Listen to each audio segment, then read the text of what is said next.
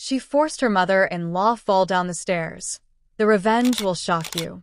He arrived home seconds before his world collapsed. Standing at the foot of the staircase, he watched his wife shove his elderly mother backward, and the woman who raised him tumbled down, screaming. This wasn't a trip. It wasn't an accident. It was intentional, cold, controlled, and fueled by a rage he never knew she carried. His mother, frail and shaking, clawed at the steps for mercy, while his wife smiled through her teeth, whispering, "This house belongs to me now." He wasn't meant to return early. She didn't know he was behind her, watching everything. He believed he had married a loving partner, a woman who adored his mother as her own. But what he saw at that staircase shattered the marriage he thought was unbreakable. Now he isn't just a son. He's a man standing between blood and betrayal, between loyalty and truth, between the woman who raised him and the woman he vowed to spend his life with. Someone will face justice tonight, and the revenge that follows will shock the world.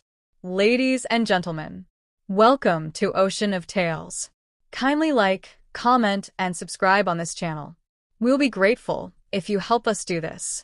We will be notifying you when we drop a new video. Don't forget to tell us where you are watching from. The scene erupts in motion as Daniel steps through the front doorway of his suburban home, fresh winter wind still clinging to his coat, unaware that the next breath he takes will alter the entire shape of his life. The hallway stretches before him, warm lighting, pictures of smiling faces lining the walls, the smell of baked bread drifting from the kitchen. Yet something feels wrong. There is a silence too thick to ignore, like a house holding its breath. He closes the door gently behind him, footsteps echoing softly against polished wooden floors as he moves deeper inside. Ahead, the staircase rises toward the second floor, winding upward beneath a dripping chandelier. Daniel pauses, hearing a faint tremble of movement above, the shuffle of feet, the scrape of fabric, a whispered exhale. His heartbeat changes rhythm, slower, heavier, as though his body recognizes danger before his mind can understand it. He takes another step forward, eyes narrowing, shoulders stiffening, senses alert to a tension he cannot yet name. Somewhere above him, his wife and mother are alone together. Somewhere above him, something irreversible is already unfolding. And Daniel has no idea that his presence at this exact moment will reveal a truth no man is prepared to see. The atmosphere thickens as Daniel hears a sudden vibration shake the floorboards overhead, an abrupt thud followed by a gasp. He freezes mid-step, heart hammering violently now, as the unsettling silence transforms into a charged field of energy surrounding him. He lifts his gaze just in time to see the first glimpse of motion at the top of the stairs, the frail form of his mother, Evelyn, struggling backward, her slippered feet searching for grip against the hardwood surface. Her arms flail out, fingers clawing the air as panic spreads across her face. Time stretches unnaturally, slowing to a suffocating crawl. The chandelier trembles, swaying slightly as if the house itself reacts to the tension. Beneath it, the shadows twist and bend, turning the staircase into a narrow stage where fate takes center position. Daniel tries to shout, tries to run, tries to reach her, but his body feels locked by shock. His lungs burn with air that will not move. The distant hum of a refrigerator, the ticking wall clock, the muffled wind outside, all merge into a haunting silence. And as Evelyn's heel slips over the first step, Daniel senses that everything he has ever believed about safety, love, and home is about to be crushed under gravity and cruelty. The world folds inward as Daniel sees Charlotte, his wife, standing behind Evelyn, her body angled forward with predatory intention. Charlotte's posture reveals everything Daniel never wanted to believe: shoulders tense, jaw clenched, eyes fixed without mercy on the fragile woman before her. There is no hesitation, no stumble, no misstep. Only deliberate force. Charlotte's hands shove forward, connecting with Evelyn's upper back in a motion too strong to be accidental.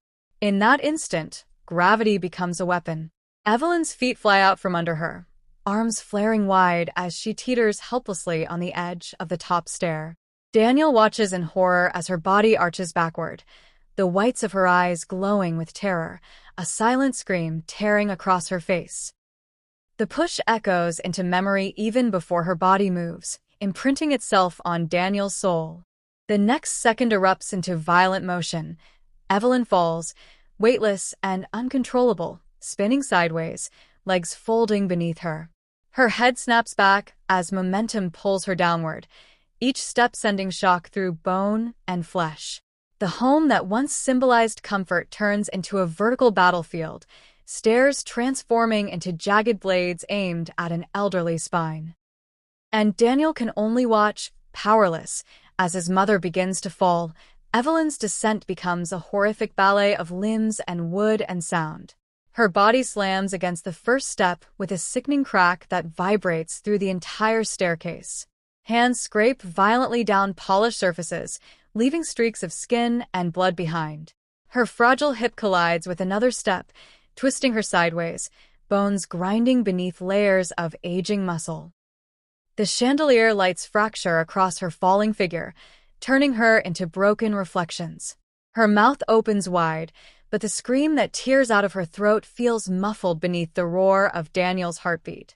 Every bounce deepens the damage, knees smashing, elbow twisting, ribs buckling under pressure. Evelyn hits step after step, sliding, rolling, flipping. Her hair whips around her face, gray strands twisting into the air like torn threads. Daniel watches as she reaches the bottom of the staircase crumpled in a twisted pile, limbs at impossible angles, breath trembling in shallow bursts.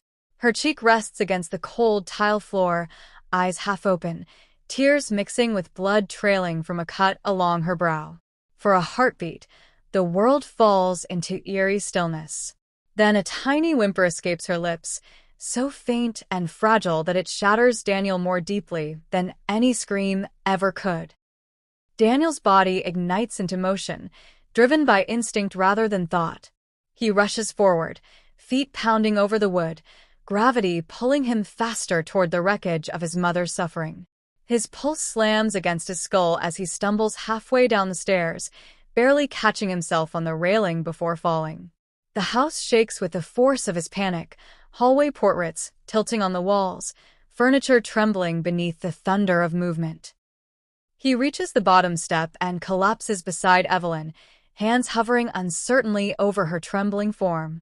Warm blood smears across his palms as he touches her shoulder, and the sight tears through his chest like shrapnel. Daniel's breath shudders, tears stinging his eyes, rage boiling beneath shock.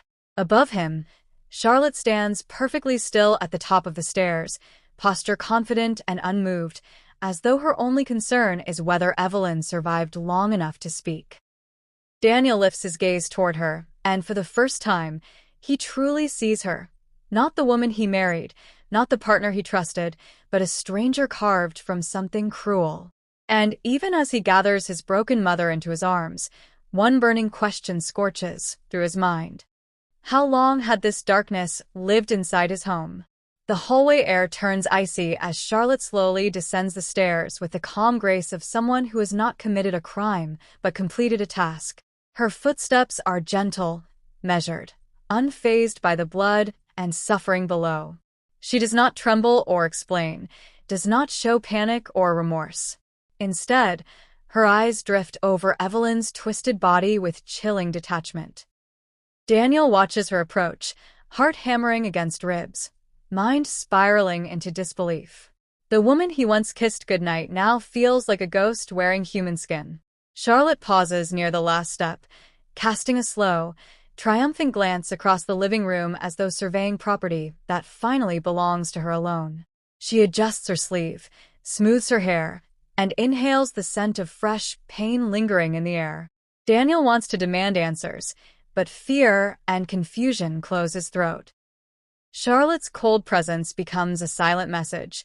This fall was never a mistake. It was a warning. And as Daniel's mind races between rage and terror, one terrifying realization begins to form. Evelyn's fall may not be the first violent act Charlotte ever committed inside these walls. Daniel kneels frozen beside his injured mother, head spinning, mind scrambling for logic, but nothing fits the moment. Evelyn's shallow breathing falters, her eyelids fluttering as though consciousness slips in and out like a fading candle. Daniel tries to steady her pulse, tries to whisper comfort, but dread crushes every thought. Above them, Charlotte walks past without looking back, stepping into the kitchen as casually as if she were preparing dinner, not orchestrating destruction. Drawers open softly, cutlery clinks, water runs, sounds that feel sinister now. Daniel stares after her, knowing something inside this house has shifted forever. The staircase behind him feels monstrous, a symbol of betrayal carved into wood. Outside, snow begins to fall against the windows, weightless flakes drifting onto glass, silent witnesses to cruelty. Daniel feels a new fear rising. What if Evelyn wasn't the target, but the first obstacle? What if Charlotte has plans deeper, darker, more methodical? As sirens wail faintly in the distance, Daniel realizes the truth. The incident on the staircase is only the beginning. In a house where trust has died, every shadow hides danger. And Section 2 will reveal just how long hatred has been living here, unseen and undefeated. The memory of the house before the fall rises like smoke in Daniel's mind as he kneels beside Evelyn, flashing back to moments he once dismissed as harmless. He recalls the warm glow of the chandeliers during weekend dinners, laughter echoing through the halls, and Charlotte smiling at Evelyn across a perfectly set table. It all looks different now, like props in a play masking something sinister beneath. Daniel remembers how Charlotte's voice, once sweet and soft, occasionally slipped into sharpness when Evelyn spoke. He remembers how conversations that began with politeness ended in icy silence, how footsteps paused outside bedroom doors late at night, listening, waiting.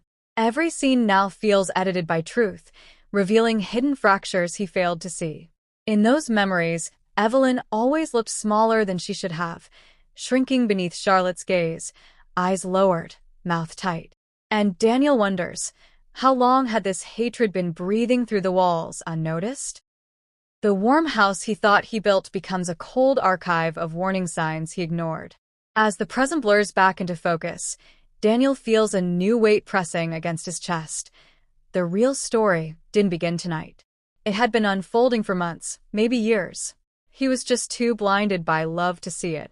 The luxury of their home stands in painful contrast to the rot beneath it. The pristine kitchen still holds the smell of lavender cleaner. Marble countertops gleam beneath pendant lights. The dining room remains set from breakfast with polished cutlery waiting untouched. Yet every room whispers discomfort. The house always felt strangely quiet when Charlotte and Evelyn were alone, like laughter held itself back. The polished floorboards never creaked beneath Charlotte's steps, as though even would knew to stay silent around her. Evelyn spent mornings cleaning corners already clean, desperate to avoid sitting still in Charlotte's presence. She baked bread that no one ate, brewed tea for conversations that never happened, folded laundry that was already folded, each action a shield against a daughter-in-law she feared. Meanwhile, Charlotte moved through the house like its rightful queen, opening windows too wide on cold days, rearranging Evelyn's belongings without explanation, closing doors on her footsteps. Daniel once believed these were misunderstandings, small frictions between strong personalities. Now, as he looks at Evelyn's broken form bleeding across tiled flooring, those tiny memories reshape into fabric patterns of oppression. The house itself becomes evidence, its beauty never real, just camouflage for emotional war. Daniel remembers specific scenes now, so clear they sting. Charlotte offering Evelyn a cup of tea, but handing it over without sugar, knowing she couldn't swallow bitterness. Charlotte turning the thermostat low every night, forcing Evelyn to sleep shivering beneath blankets she pretended were warm enough. Charlotte placing Evelyn's chair inches from the fireplace, but locked behind a heavy coffee table, close to heat, unable to reach it. Evelyn smiled through everything, convincing Daniel she was adjusting, that life was fine, that peace mattered more than comfort. But deep inside those memories, Daniel now hears whispers of fear. He remembers how Evelyn flinched when Charlotte touched her shoulder, how her eyes darted towards staircases, every staircase, like she feared height itself, and now Daniel understands why. Evelyn had been living under slow violence long before tonight's fall. Charlotte had not snapped but evolved into someone who enjoyed control. Small cruelties were seeds. Tonight's attack was the harvest. Daniel feels rage crawl up his spine, but guilt buries it. He failed to see his wife shaping their home into a battlefield. And the image of his mother trembling in silence doesn't just haunt him, it accuses him.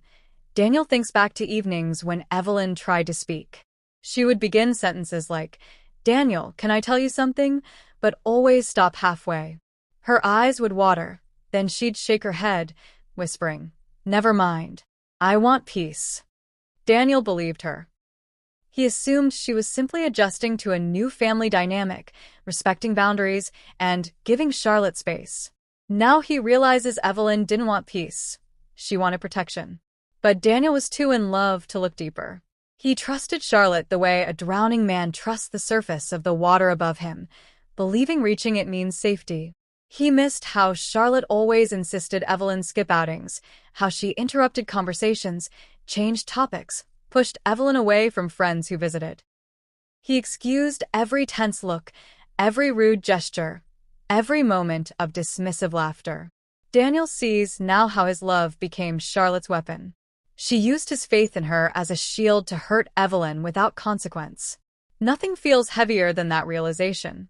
Daniel's heartbeat deepens into something painful as guilt claws at him. Because blindness is not innocence, and tonight proves blindness can destroy the very people meant to be protected.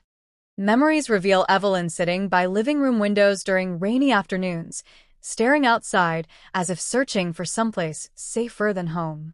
She'd stroke a small embroidered cushion she brought from her old house, a cushion smelling faintly of lavender and childhood memories, clutching at the way people cling to hope.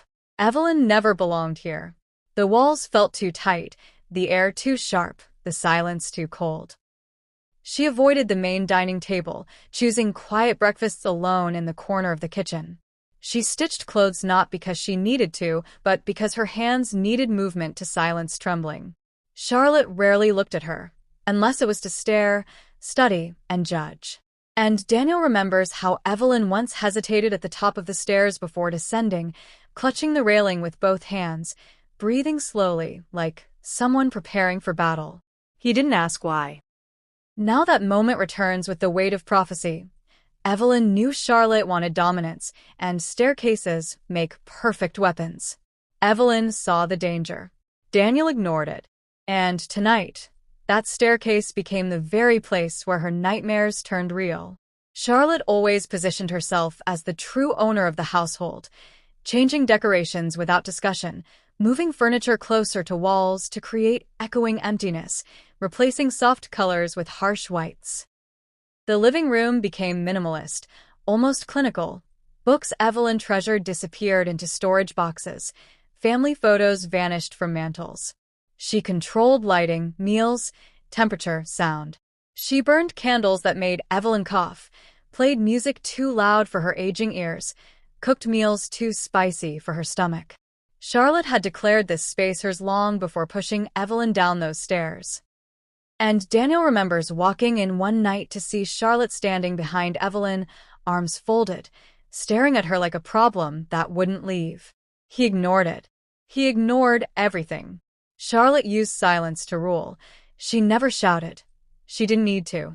Her power came from erasing Evelyn one detail at a time. And tonight proved she got tired of erasing slowly. She wanted permanence. She wanted control without witnesses. And she almost achieved it. Until Daniel walked through the door at the exact wrong moment. As Daniel kneels beside Evelyn's motionless body, all these memories settle inside him like shards of broken glass, cutting from the inside. His pulse trembles beneath his skin as truth unfolds. Charlotte never disliked Evelyn. She hated her existence. This wasn't sudden rage, but a long campaign, carefully executed. Daniel now sees the past year as chess moves leading to tonight's brutal checkmate. And as he looks toward the hallway Charlotte disappeared into, a terrifying thought rises. If Charlotte pushed Evelyn down the stairs because she felt powerful enough to do it openly, what has she already done secretly? Daniel feels dread seep into every corner of the room, whispering one message: there is more violence hidden here, more secrets buried beneath floorboards and smiles. And while Evelyn lies bleeding, the danger is not over. It has just begun. Section 3 will uncover the moment Daniel's return disrupted Charlotte's plan, and why she never expected him to survive witnessing it. The scene rewinds to just minutes before the fall, when Daniel, driving through snow and streetlight haze, made a spontaneous decision that rewrote destiny.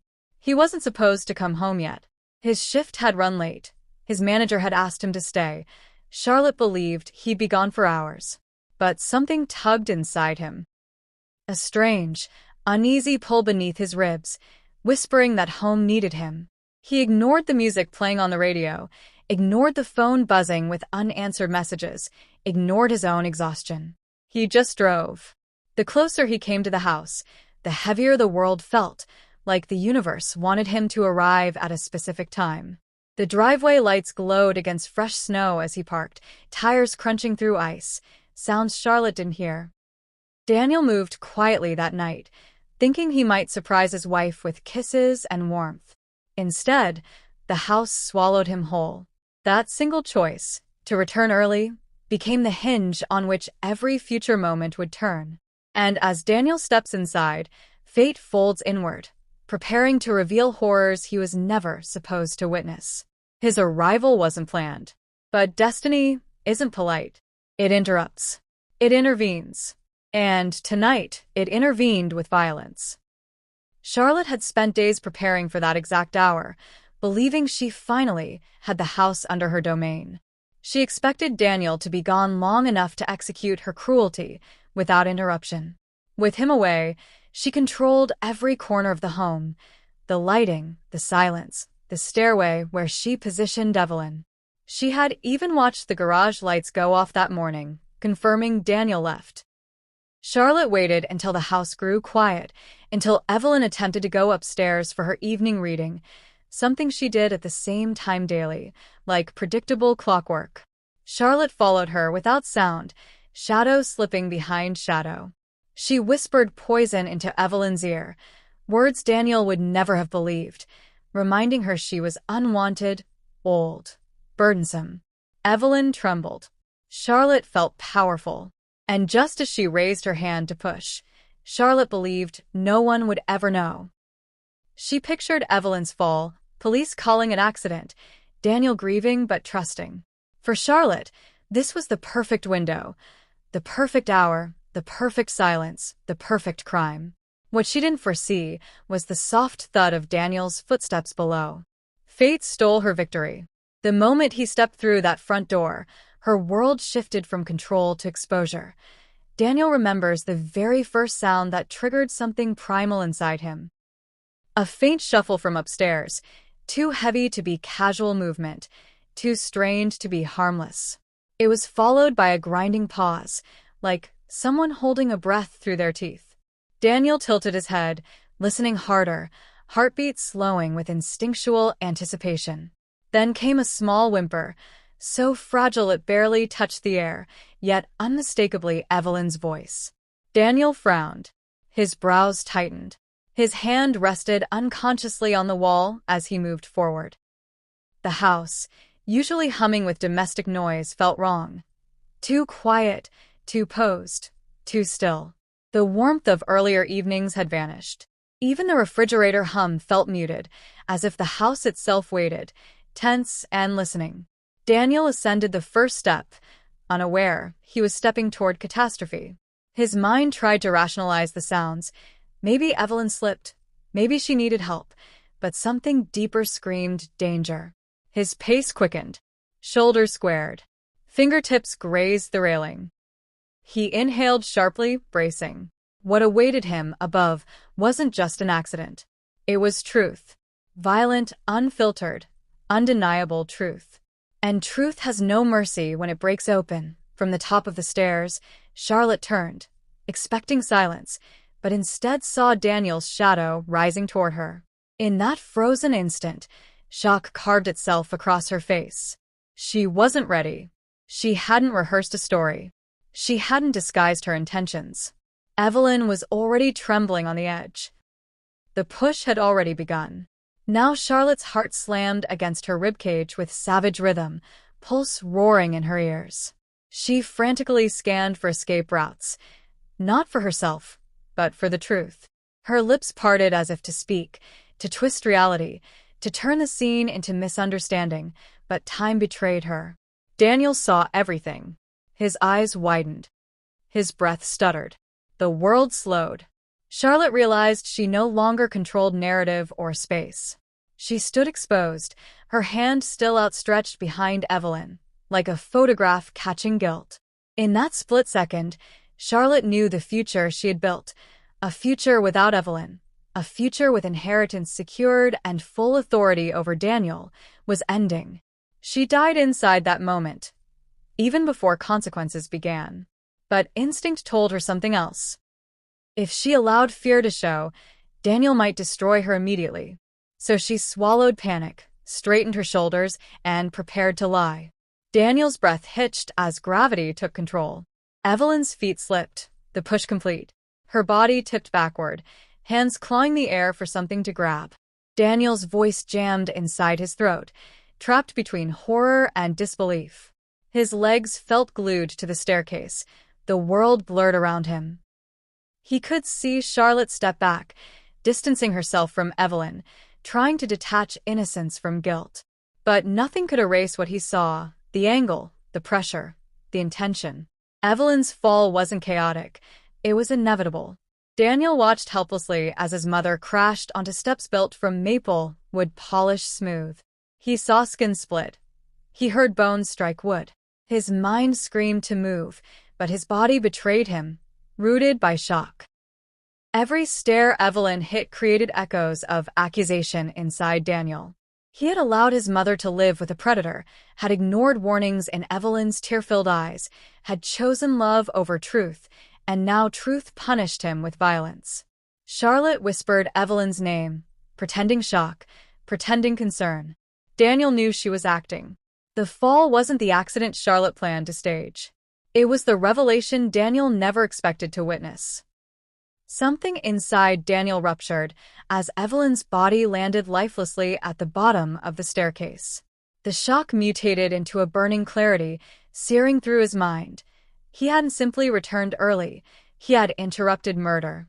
His heart pounded with sick recognition. Flashbacks of Evelyn's trembling hands. Her sudden weight loss. Her whispered confessions cut short. Her fear of stairs. It all connected now, not random, not age-related, not nerves. She had been hunted. Slowly. Quietly. Systematically. Daniel felt nausea rise as Charlotte rushed down the stairs pretending panic, arms flailing, voice shaking, acting her innocence. He stared at her in silence, every second revealing another layer of deception. He realized Charlotte had manipulated him, isolated him from his mother, and convinced him the discomfort he saw was imagination. Daniel understood the depth of his blindness. And as police sirens echoed faintly from the distance, someone must have heard the scream. Daniel realized something darker still. Charlotte never planned for Evelyn to survive. Evelyn was supposed to die tonight. Quietly. Accidentally. And the insurance paperwork Daniel signed months ago suddenly made sense. Daniel remains frozen on the staircase, pulse ripping through his veins, staring into a future he never imagined. Charlotte stands across from him now, breathing fast, eyes narrowed, realizing he knows the truth. Evelyn whimpers on the floor below, her faint breaths fading. In that hallway heavy with blood and betrayal, Daniel understands there are only two paths ahead: protect his wife or save his mother. And the decision will not just define the night, it will define his soul. His hands begin to shake. His jaw clenches. His heartbeat steadies into something lethal. The man who once lived gently now feels something sharper awakening inside him. Daniel knows he must act. He must uncover motive, expose deception, and confront a darkness he let grow inside his home. The fall was just the opening wound.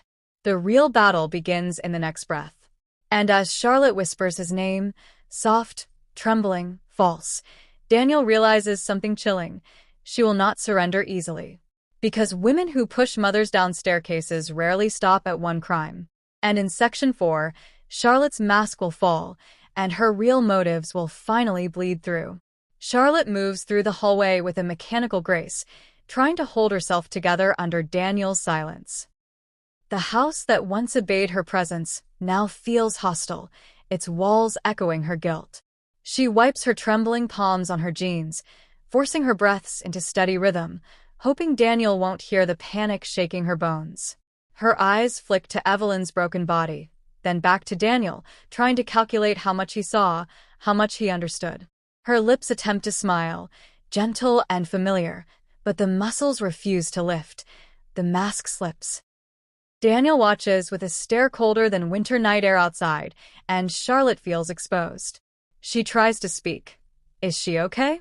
But the words die before they form, because she knows Daniel knows the truth. Sweat crawls across her forehead despite the cold draft drifting through the house. Her heartbeat bangs against her ribs like fists against locked doors. She swallows deeply, trying to gather herself, trying to rebuild the version of Charlotte she has shown Daniel for years. But her face betrays her now. The calm wife is gone, replaced by a predator facing consequences. And every second Daniel remains silent, her fear multiplies. Daniel's mind travels back to the early days of marriage, seeing Charlotte through fresh memory. Beautiful, elegant, soft-spoken, a woman with warm laughter and eyes that sparkled at every word he said. She made Evelyn feel welcome then, bringing her flowers, cooking her meals, calling her mom, hugging her at family dinners. Daniel truly believed he had found a soulmate who respected his mother as deeply as he did. But beneath those golden moments lived threads of darkness. Daniel now recalls tiny shifts, Charlotte's questions about finances, her endless curiosity about the family home's title, her irritation anytime Evelyn praised him instead of her. Resentment brewed quietly inside those moments, invisible but growing. Charlotte hated competition for Daniel's affection. She wanted absolute devotion. She wanted ownership, not partnership. When Evelyn moved in temporarily after her surgery last winter, Charlotte's smiles began to tremble, showing teeth, not warmth. Daniel remembers hearing Charlotte pacing at night, whispering to herself in rooms she thought empty. That sweetness Daniel married wasn't natural, it was tactical. Today, seeing her face twist with fear as her mask crumbles proves something painful. Charlotte never loved him deeply. She loved control. And Evelyn threatened that control every day she breathed. Inside Charlotte, panic claws upward and morphs into something sharper. Anger. She watches Daniel kneel beside Evelyn again, his hands trembling as he checks her pulse, whispering her name with desperation. Rage burns Charlotte's throat like acid. She hates how Daniel looks at Evelyn with love he never gave her. Her eyes twitch, her jaw locks, and her body stiffens under resentment built over years. She whispers, "It was an accident," hoping Daniel would latch onto those words, but his silence is a wall she cannot climb. That silence enrages her further. Her face contorts, losing feminine softness, gaining something wolf-like in the shadows. Charlotte's thoughts spiral. Evelyn was always in the way, always giving advice Daniel followed, always reminding him who he was before marriage. In Charlotte's mind, tonight's push wasn't evil, it was justified. She tells herself Evelyn provoked her, insulted her, ruined her marriage. And with every passing second, Charlotte becomes less frightened and more defensive. She lifts her chin, eyes blazing through tears she forces out, trying to appear heartbroken. But as she watches Daniel's trembling shoulders bend over his mother, jealousy erupts deeper than violence. She wants Daniel's love. She wants Evelyn gone. Those desires blur into one horrifying truth Charlotte can no longer hide. Daniel stands slowly, turning his face toward Charlotte with a look that frightens even her. His expression is no longer confusion, it's recognition. He sees through her now, sees layers of fakery peeled away, revealing motives darker than betrayal. The woman who once brushed snowflakes from his coat now stands as a stranger he fears.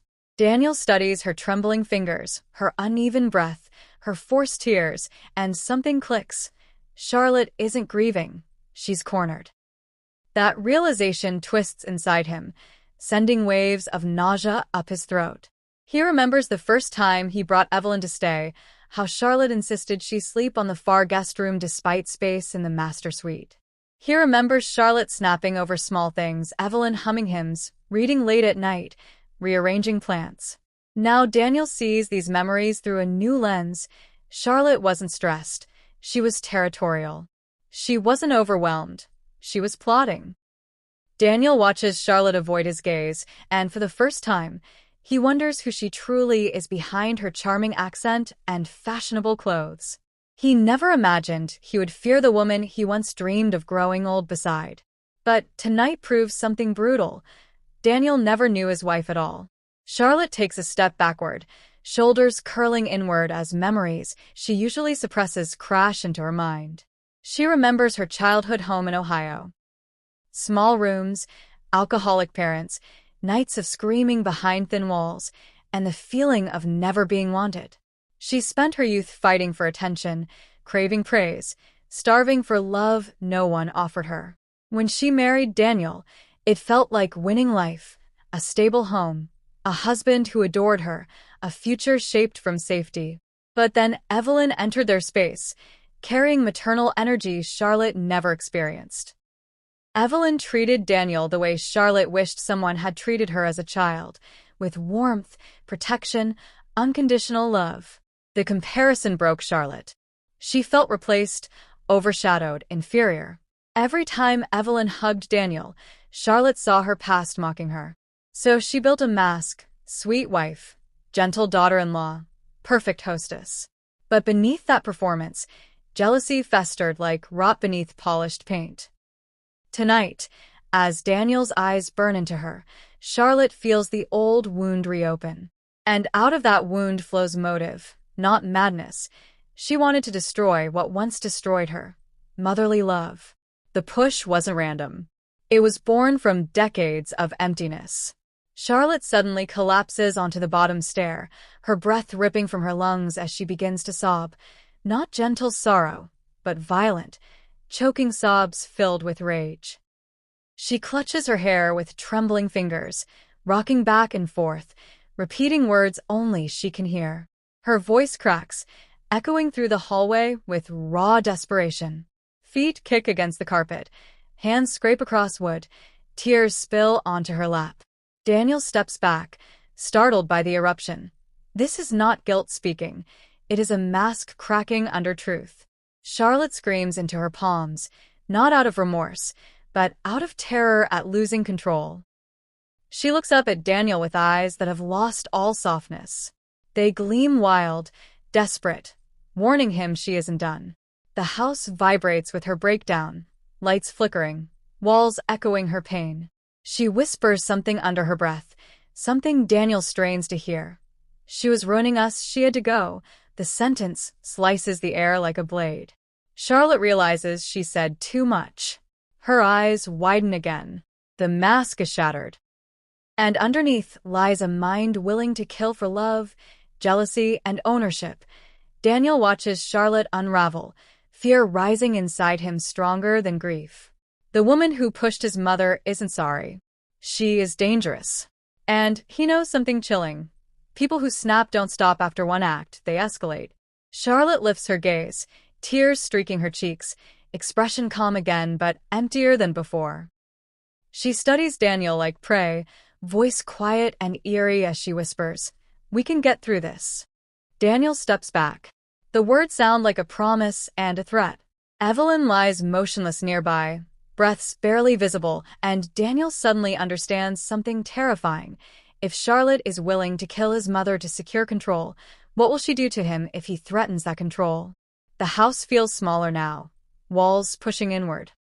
Charlotte stands slowly, brushing dust from her jeans, regaining posture with unnatural steadiness. Her eyes soften, smile returning. Not sweet, but strategic. She is putting the mask back on. Daniel realizes Section 5 will reveal what she really wants and why Evelyn became her first target. Because this fall isn't about hate alone. It's about legacy, money, ownership, and a secret Charlotte refuses to let die. As Daniel stands trapped between Charlotte's trembling breath and Evelyn's fading heartbeat, fragments of past conversations rush back like puzzle pieces, snapping into place. He remembers Charlotte asking, months ago, how much the house was worth, her voice casual but her eyes laser-focused.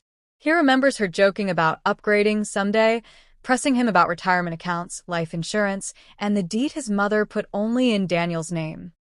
At the time, it sounded like harmless curiosity from a wife planning a future, but now those questions feel sinister. Daniel recalls how Charlotte grew irritated whenever Evelyn mentioned her will, her savings, or the old countryside cottage she planned to leave to her grandson. It was Evelyn, not Charlotte, who owned property, land, security. Daniel realizes Charlotte didn't just hate Evelyn emotionally, she hated her financially. This house, this family name, this generational legacy, all bypassed Charlotte entirely. And now Daniel feels something darker coil inside him. She wasn't trying to remove a problem, she was trying to remove an obstacle.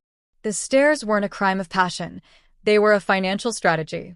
And Daniel's stomach twists with nausea as he sees Charlotte watching him, waiting to see if he's finally figured it out. Daniel remembers the day the lawyer visited, bringing documents Evelyn needed to update. Charlotte paced the hallway, pretending she was uninterested, yet her ears never left the conversation. Evelyn had smiled at Daniel, proud and emotional, telling him she planned to leave the house to him and the small weekend cabin to her grandson. Charlotte, sitting nearby, gripped her wine glass so tightly it cracked, her knuckles white with silent rage. Daniel had assumed jealousy was childish, that she simply wanted inclusion, but now he understands it was more. Charlotte feared financial invisibility. She couldn't stand the idea of existing in a family legacy she did not own. The anger spread through her like poison. She began dropping hints about the legality of wills, about how older people could be manipulated, about how money should remain inside the couple. Charlotte wanted control, not security. Daniel now sees her strategy. Remove Evelyn, shorten lineage, claim inheritance through marriage. With Evelyn gone, Daniel would inherit everything, and Charlotte would inherit him. The plan wasn't impulsive, it was organized. Watching Evelyn bleed onto the tiles makes Daniel realize he married a woman who values property more than pulse, wealth more than life. Charlotte had always been obsessed with social appearance. Designer bags purchased on credit, vacations planned beyond their means, dinner parties designed to impress friends rather than connect. She needed attention like oxygen. But beneath those desires lived a deeper hunger, the status Evelyn represented. Evelyn came from old money. Her late husband left her investments, land, and savings that stretched decades forward. Meanwhile, Charlotte grew up scraping coins for school lunches, surrounded by broken dreams. Daniel sees now how envy wormed into Charlotte's heart long before they married. Evelyn stood for everything Charlotte wanted and couldn't earn alone: security, legacy, importance. Charlotte watched Evelyn hand Daniel family rings, heirloom books, emotional stories. She saw Daniel inherit values, not just wealth. And she hated it. Money wasn't just paper, it was identity. And in Charlotte's world, whoever controlled the family legacy controlled the family love. Evelyn stood between Charlotte and generational power. So Charlotte made a choice. Remove the symbol of everything she lacked. Remove Evelyn. Daniel feels his throat tighten as he realizes the push wasn't personal, it was symbolic. Evelyn wasn't just a woman. She was gatekeeper of a future Charlotte believed she deserved. Daniel turns toward Charlotte, voice trembling with fury, words slicing through the thick air. This wasn't an accident. His tone carries rage Charlotte never heard before. Her smile freezes, then cracks into a defensive snarl. She steps forward, insisting Evelyn slipped, insisting Daniel misread everything, insisting love blinds people to mistakes. Daniel interrupts sharply, revealing what he now knows. She wanted the house. Charlotte's eyes shift instantly. No sadness, no denial, only calculation. She circles him slowly, voice low and venomous, telling him he doesn't understand how hard she worked to build a life beyond poverty. She accuses Evelyn of belittling her, of treating her like dirt beneath porcelain shoes. Daniel snaps back, demanding truth. And then Charlotte says what shatters the room. Your mother stood between me and the future I built. I just removed what was in the way. Daniel's heart plummets. Her words confirm motive deeper than hatred. They confirm strategy. Evelyn wasn't just abused. She was targeted. And in Charlotte's mind, her violence wasn't evil. It was justified ambition. The hallway air changes as Evelyn stirs, barely conscious, whispering Daniel's name through fractured breath. Her trembling hand reaches toward his sleeve, fingers brushing his wrist with desperation. She gasps out fragmented words. Check desk drawer. Daniel's pulse spikes. Charlotte freezes. Something about Evelyn's urgency feels loaded with truth. Daniel rushes into the small home office nearby, rifling through drawers until he finds a sealed envelope stained with Evelyn's cursive handwriting, Daniel's name underlined twice. Inside are freshly signed inheritance documents, dated days ago. His mother changed the will recently. Daniel can barely breathe as he reads the first line. Evelyn left a significant portion of her estate not to him, not to a trust, but to a charity supporting abused elderly women. Charlotte storms into the doorway, voice shaking with fury, demanding he hand over the papers. Daniel realizes the truth. This wasn't just about wealth. Charlotte had discovered Evelyn changed her plans. Charlotte wasn't just afraid of losing money. She was afraid of losing power, image, status. The will wasn't a barrier. It was an insult. And Charlotte's rage escalated into violence because Evelyn dared rewrite the story without her. Charlotte snatches the will from Daniel's hand, ripping pages, shredding proof with trembling fingers. Her voice rises in a manic scream, accusing Evelyn of betrayal, accusing Daniel of choosing his mother over his marriage, accusing fate of making her invisible. She confesses she snooped, found the hidden will, and realized Daniel would inherit less than before, and she would inherit nothing. She admits to waiting, planning, memorizing Evelyn's routines, rehearsing her push and imagination like a dance. Daniel listens in horror as Charlotte explains how she timed the attack, believing Ethan, their young son, was asleep upstairs unaware. She wanted Evelyn's fall to look accidental, to turn herself into the grieving daughter-in-law and secure public sympathy. The cut edges of the torn will flutter to the floor like feathers, symbols of everything Charlotte destroyed. Trust, love, and humanity. Daniel watches her crumble, thinking she is finished. But Charlotte rises again, calmer than before, eyes glowing with terrifying clarity as she whispers, "You can't prove a thing." Her defiance sparks something new inside Daniel. Determination. Daniel's breathing slows as he studies Charlotte. Not the rage, not the guilt, but the obsession beneath her eyes. She didn't push Evelyn for money alone. She did it to own Daniel completely. Evelyn was the one person Daniel prioritized emotionally. Removing her meant removing competition. Daniel feels ice crawl beneath his skin as realization blooms. Charlotte didn't just want inheritance. She wanted emotional monopoly. She wanted to redesign Daniel into dependence, into adoration, without outside influence. Evelyn was the final barrier between Charlotte and absolute control. Daniel feels rage ignite as he sees the bigger picture. He didn't marry a woman. He married possession disguised as love. And as Evelyn groans painfully from the floor, Charlotte turns toward Daniel slowly, smiling thinly. "Now it's just us," she whispers. The words crawl across Daniel's spine like poison. There's no turning back now. In Section 6, the truth of Evelyn's past, her sacrifices, her pain, and why Charlotte feared her so deeply, will unfold. Because this story didn't begin with tonight's fall. It began with a mother's love generations deep. The memory unfolds in soft, grainy colors as Daniel remembers the first night Evelyn moved into the house.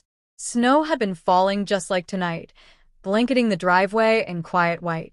Inside, Charlotte greeted Evelyn with polite warmth, offering her tea and showing her the guest room prepared with crisp sheets and lavender pillows. But beneath the small talk lingered a coldness Evelyn immediately felt. She touched the wood of the stair rail that night, fingers trembling, sensing something sharp beneath the surface of the home. She told Daniel she would adjust, her voice soft, her smile practiced, but her eyes flickered toward Charlotte with caution Daniel ignored. Evelyn unpacked slowly that evening, placing framed photographs of her late husband on the nightstand, folding her old scarves into drawers, trying to make this place feel safe. Yet even as she decorated the space with pieces of her past, she whispered silent prayers, asking for patience, for peace, for protection. She never told Daniel that nights in this house felt suffocating. She never admitted how often she stood awake, listening to footsteps pacing around her room. Pride silenced her. Hope blinded her. And Daniel never noticed the fear inside her eyes. Weeks turned into months, and Evelyn reshaped her life quietly to avoid conflict. She tiptoed through hallways to avoid Charlotte's presence, kept her television low to avoid complaints, and swallowed the sting of passive-aggressive comments disguised as jokes. She would rise early, make breakfast, then retreat into the smaller living room with knitting and warm tea, trying not to intrude. Her laughter, once warm and frequent, became a rare thing, fading under the weight of tension she couldn't explain aloud. She started writing letters to friends instead of calling, afraid Charlotte would overhear, afraid words might be twisted, afraid of giving Charlotte new ammunition. She hid headaches. She hid back pain. She hid tears. Evelyn was not weak. She was protecting Daniel from heartbreak. She believed if she carried this silent suffering alone, Daniel could stay happy, stay married, stay whole. That sacrifice, she thought, was love. But inside, loneliness gnawed her spirit. Days blurred into routine, nights echoed misery, and mornings no longer brought joy. Evelyn began to feel like a guest in her own son's life, an invisible presence floating through rooms she once filled with pride. And silence became her only defense. Evelyn's decline wasn't sudden. It was sculpted gradually by stress. Her hair thinned more quickly than doctors predicted. Her hands, once strong enough to knead bread and carry groceries, began trembling while holding spoons. Weight fell from her frame as sleep eluded her, and meals tasted like sand. She often sat at the dining table staring at full plates, appetite dead under Charlotte's watchful gaze. The house temperature never felt right. Too cold at night, forcing shivers that worsened joint pain. Too warm during the day, making her dizzy. Daniel assumed this was age, something inevitable. But the truth was darker. Evelyn was aging under emotional assault. The constant pressure of Charlotte's presence weakened her immune system, while lack of rest carved shadows beneath her eyes. Her voice became softer, her steps slower, her shoulders permanently slumped. And yet she smiled, telling Daniel she was just getting older. In reality, she was collapsing inward under cruelty no doctor could diagnose. The Evelyn Daniel sees bleeding on the hallway floor tonight is not just broken by stairs, she was broken long before gravity struck. And that truth carves a deep ache into Daniel's soul. Charlotte never punched or screamed. She wielded degradation like a sharpened whisper. She criticized Evelyn's clothing, calling her nightgowns outdated, mocking her slippers. She replaced Evelyn's special teacup with a chipped one. She moved Evelyn's knitting basket daily, forcing her to search for it while Charlotte laughed under her breath. She began cooking meals Evelyn disliked and called it generosity. She invited Evelyn to family photos and then ensured she was cropped out. When visitors arrived, Charlotte pretended Evelyn was forgetful, confused, fragile, planting stories of dementia long before any real symptoms appeared. She told neighbors Evelyn fell often. She told friends Evelyn exaggerated pain. Slowly, she rewrote Evelyn's identity from a strong widow to a nuisance, a burden. And Evelyn, desperate to keep peace, accepted humiliation with bowed head and trembling patience. Daniel now sees these pieces clearly, fitting them into the mosaic of cruelty he missed. Evelyn didn't fall down the stairs because she was clumsy. She fell because Charlotte needed the world to believe she was. And Daniel can't erase the truth now that it screams inside him. Charlotte wasn't careless. She was calculating. Every humiliation was rehearsal.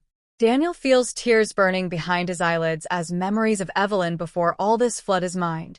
A woman who raised him alone after losing his father, a woman who worked double shifts to buy his textbooks, a woman who went hungry so he could eat, a woman whose laughter stitched their broken world back together.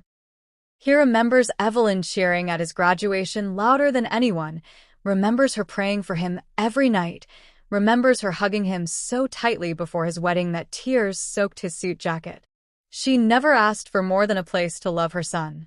She never demanded a room. She never demanded obedience. She asked only to belong. Now Daniel sees how Evelyn sacrificed happiness to protect his marriage, swallowing spite, so he wouldn't lose love. She smiled through humiliation because she feared her presence might destroy Daniel's life. But Charlotte twisted that sacrifice into proof Evelyn was weak. Daniel looks at Evelyn's body now, bloodied, bruised, and realizes his mother didn't deserve suffering. She deserved peace. She deserved safety. She deserved respect. And Daniel knows the weight of guilt may never leave him, because love blinded him to suffering carved beneath his roof. Daniel suddenly recalls a moment just days before. Evelyn paused at the staircase, eyes wet, breath shaking, whispering to him, "If anything happens to me, don't blame yourself." He laughed then, brushing it away, thinking she meant age, fragility, the inevitability of life. But now those words stab him with chilling clarity. They were a warning. She knew danger surrounded her. She knew Charlotte had stopped hiding hatred.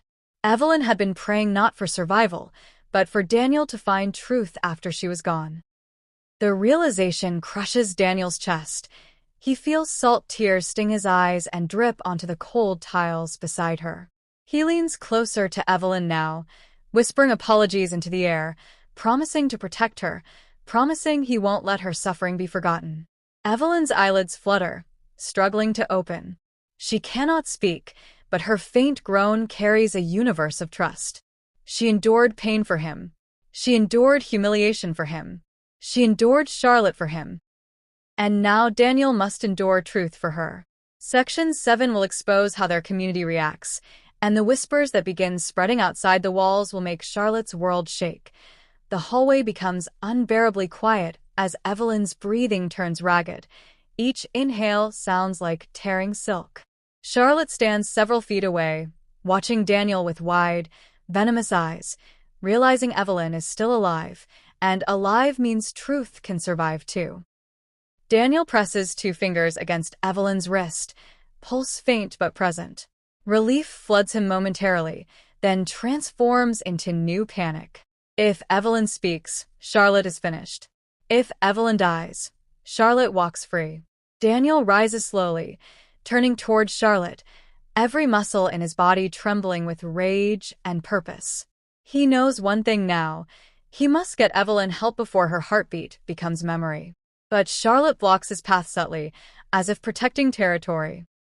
The house feels charged, breathless, waiting. Outside, footsteps crunch in the snow. Neighbors awakened by screams. Help may be arriving, or danger may be doubling. Daniel's next decision could save Evelyn or doom them both. And as he bends down, lifting Evelyn carefully into his arms, Charlotte whispers something so cold it freezes the air between them. If she wakes up, we all fall. Section 7 will reveal how truth spreads beyond this home. Through neighbors, gossip, and community eyes that never forget. Outside, the flashing blue and red emergency lights bounce against snowy driveways and frosted windows, turning the quiet suburban street into something cinematic and terrifying. Neighbors who moments earlier were watching TV or making late coffee now drift toward their porches, staring at Daniel's house with expressions carved from curiosity and fear. It starts with one whisper, soft, unsure, drifting through icy wind. What happened? Within moments, more voices gather, muffled behind scarves and coats, creating a murmur of speculation. They've heard screams. They've heard crashing.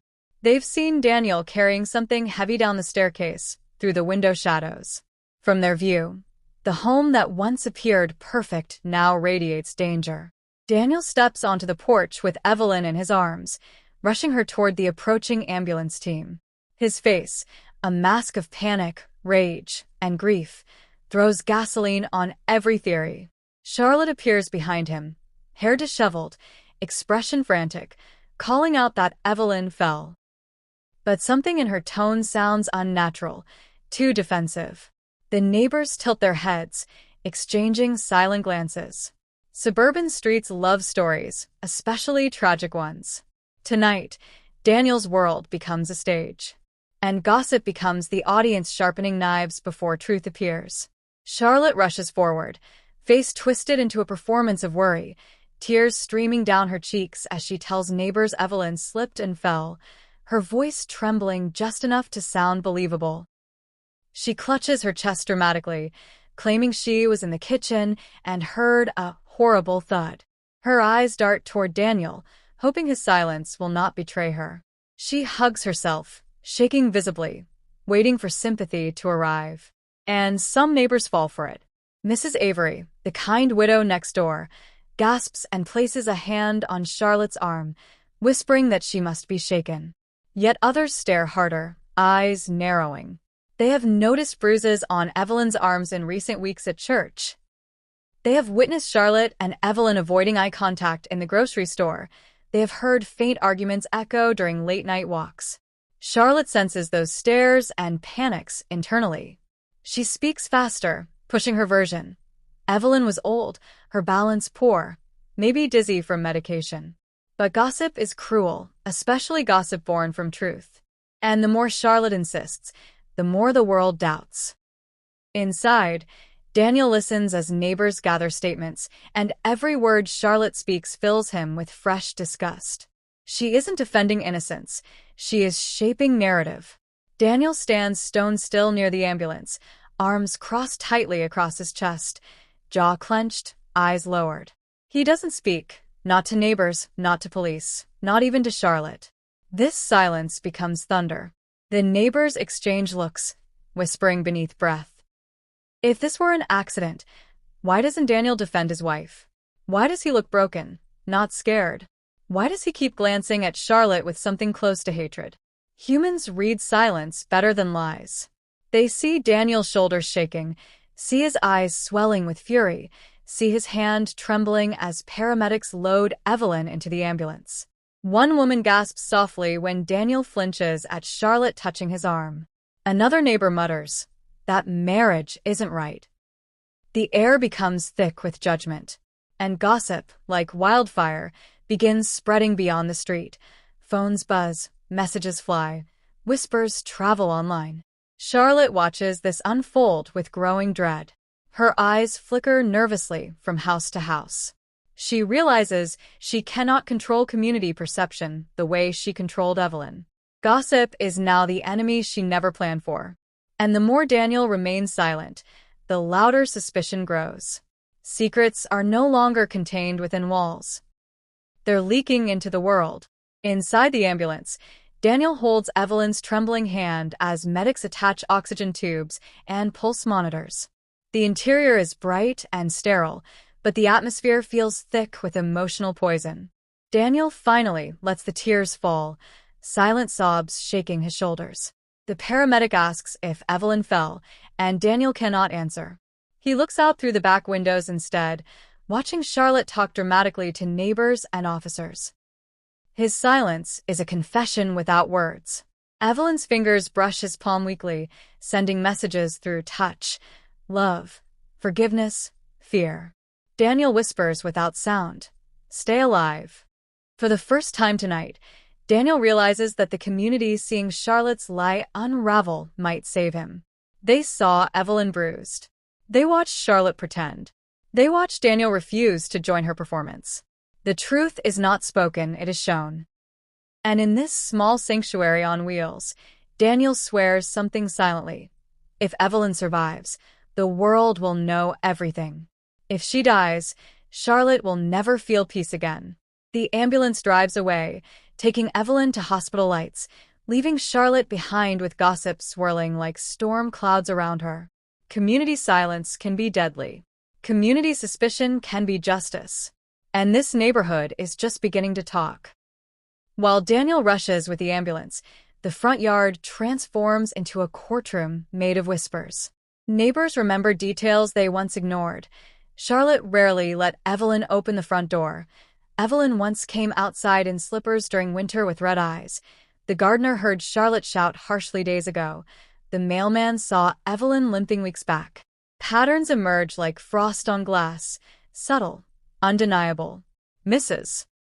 Avery recalls Evelyn telling her she missed home, voice cracking with exhaustion, hands trembling as she held letters. Another neighbor recalls seeing Charlotte toss Evelyn's knitting bag into the trash. A teenage girl swears she heard banging from inside the house the night before. Each memory becomes a thread. Together, they form rope, and gossip begins to feel less like gossip, more like truth. Police officers begin writing notes as neighbors approach them hesitantly, offering little pieces of testimony Charlotte never dreamed they noticed. Her confidence falters. She steps backward toward the door, face twisting with fear. She thought murder could be cleaned with silence. She forgot about community memory. She underestimated witnesses who see through windows. Charlotte's charm collapses in real time. She steps toward Mrs. Avery, voice trembling, saying she loved Evelyn like a mother. But Mrs. Avery steps back. Another neighbor refuses to meet her gaze. A third asks too calmly why Charlotte's hands show no cuts or bruises if she tried to help. Charlotte stutters. They stare. Conversation shifts from curiosity to evaluation. Charlotte senses she is losing control and breaks into sobs, gripping the porch railing dramatically, asking why nobody believes her. Someone whispers, "Because you're lying." Charlotte hears it. She freezes. For the first time, she realizes she is not the victim. She is the suspect. Fear swells into fury. She storms back into the house, slamming the door so hard snow falls from the roof edge. Inside, the sound of her footsteps stomping down the hallway vibrates with rage. The community remains outside, whispering, texting, calling husbands, telling wives. Tonight, Charlotte is no longer the charming wife. She is the woman who lived with an elderly mother-in-law who fell down a staircase, and nobody believes accidents happen that violently. As police cars idle outside, an officer receives updates through his radio. Preliminary injury reports point toward deliberate force. Another officer whispers to his partner that the fall angles don't match accidental trauma. Word spreads quickly. A teenager posts about the ambulance online. Someone else comments that Charlotte had been acting strange for months. The neighborhood group chat explodes. Charlotte becomes a story. Daniel becomes a mystery.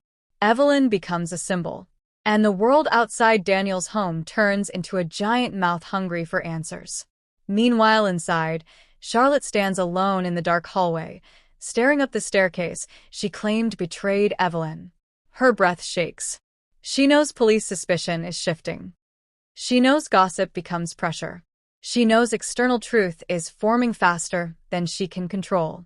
And a terrifying thought enters her mind. If Daniel talks, everything falls. Section 8 will reveal the secret Charlotte prayed would never be exposed, the truth behind her past, and the dark history tying her to violence long before this night. Because the worst stories never begin at home. They begin before home exists. Inside the dimly lit hallway, Charlotte paces like a caged animal, shoulders hunched, breath uneven, mind racing. The front door creaks open again, not with neighbors, but with law enforcement stepping inside. Two officers move quietly, flashlights scanning the staircase, eyes studying blood on wooden steps and the unnatural pattern of impact stains. Charlotte forces her face into innocence, repeating the accident narrative, but she can't hide everything. In the corner by the stairs, officers find a fresh smear of blood unusually high on the banister, consistent with being pushed, not falling. A batch glints under the chandelier light. Pens scribble notes. One officer crouches, lifts Evelyn's broken glasses, and quietly murmurs that the frames are bent backward, not forward. It's subtle, but damning. Charlotte's pulse accelerates. Sweat gathers along her spine. Her story is losing oxygen. She tries shifting blame, insisting Evelyn was dizzy and weak, but each word sounds scripted. Meanwhile, Daniel's voice over the officer's radio confirms Evelyn is still alive in surgery. Alive means potential testimony. That truth punches Charlotte in the lungs. The house grows colder. The air grows thinner. Charlotte begins to realize evidence doesn't lie, and police read silence louder than words. Meanwhile, at the hospital, Daniel provides officers with Evelyn's medical history, insurance details, and identification documents. The scanning process isn't just routine, it triggers deeper checks. A detective notices something odd. Charlotte's maiden name on the emergency contact form doesn't match her social security number record. The system highlights inconsistencies. 2 previous last names, unexplained address changes spanning states, and an old police caution notation sealed on her record. Daniel watches the detective's eyebrows rise, confusion turning to concern. He never questioned Charlotte's past. She told him her parents died, told him she moved city to escape grief, told him she preferred not speaking about childhood memories.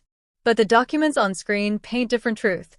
Charlotte had changed names 3 times before marriage. Every change connected to a different city, a different employer, a different accusation of hostile workplace conduct. The detective leans back, voice slow, asking Daniel if he ever met Charlotte's family. He shakes his head. Silence fills the room as Daniel feels chills crawl up his arms. He begins to understand something terrible. Charlotte didn't just hide cruelty, she hid who she truly was. And the past she ran from is catching up fast. Charlotte's childhood unfolds like a haunted postcard, a cramped Ohio apartment reverberating with shouting parents, plates thrown, windows rattling. She grew up inside chaos, watching her mother drag suitcases out the door weekly, then drag them back in days later. Violence was her lullaby. Neglect was her teacher. At 13, she shoved a classmate down playground steps. Jealousy over a boy they both liked. School records documented aggression, lack of remorse, manipulation. At 19, she pushed her cousin during an argument about family inheritance, leaving the girl with fractured ribs. Police involvement followed, charges dropped for family misunderstanding, but the pattern was written. At 25, Charlotte was employed as a live-in caretaker for an elderly widow. Within 6 months, the widow fell mysteriously, bruising down her spine. Charlotte left the job days later. Tonight's staircase wasn't coincidence, it was legacy. Charlotte learned long ago that stairs are perfect weapons. They look accidental. They erase fingerprints. They turn crime into tragedy. Daniel never knew any of this. Charlotte hid truth beneath charm, learned how to build masks out of tears and laughter. Her past wasn't trauma, it was blueprint. The push she gave Evelyn was chapter 4 in a lifelong book of staircases and silence. Hours later, just before dawn, Daniel sits outside Evelyn's operating room, wringing his hands as surgeons emerge. Evelyn survived the fall. The words hit Daniel like warm rain in winter, miraculous, painful, overwhelming. Her injuries are severe: broken ribs, a shattered hip, fractured skull bleeding internally. But she is alive. Daniel rushes to her bedside in the intensive care unit. Machines beep rhythmically. Evelyn lies unconscious, bandaged, bruised, connected to life through tubes and wires. A nurse leans close to Daniel, whispering. Evelyn woke briefly during anesthesia transition and whispered one phrase: "Your wife tried before." Daniel freezes. He asks what Evelyn meant, and the nurse shrugs sadly. It was all she said. Daniel feels horror expanding inside his chest like smoke. Charlotte didn't just push tonight. she attempted earlier. Maybe small shoves disguised as stumbles, maybe stairs wiped with cleaning oil, maybe medication swapped or skipped. Evelyn had been warning him in silence. He didn't hear. Now he does. And the truth Evelyn nearly died for becomes ammunition for justice, not rumor. Back in the neighborhood, dawn light reveals groups of friends gathering outside houses holding coffee mugs like courtroom gavels. Phones vibrate with new information. Someone leaked Charlotte's name to social media. Someone else found a news article about the elderly widow she worked for years ago. Screenshots spread across community pages. People begin connecting her aliases, linking records, speculating motives. Some neighbors gasp reading how the widow accidentally fell downstairs. Others whisper about Daniel's sudden silence and Evelyn's injuries matching downward force, not side slips. Charlotte watches from the living room window, shoulders hunched, face pale. Her kingdom, the perfect facade she built, is collapsing under digital truth. Every ping on someone's phone outside is another brick removed from the wall she used to shield herself. Charlotte never expected modern gossip to become forensic analysis. She underestimated bored neighbors with smartphones, underestimated the internet's ability to resurrect the dead. Now she realizes her past is no longer buried. It is trending. And every secret she ever thought safe now stalks her doorstep, eager to destroy her second life. Charlotte's breath shortens. Paranoia claws at her throat. She imagines police pounding the door. She imagines Daniel testifying. She imagines Evelyn waking fully and naming her attacker to detectives. Her mind races back to every mistake she made. Fingerprints on Evelyn's shirt, torn pieces on the floor, bruises inconsistent with falling forward. She begins pacing violently, nails digging into palms, whispering to herself. She slams her fist against the hallway wall, leaving indentations.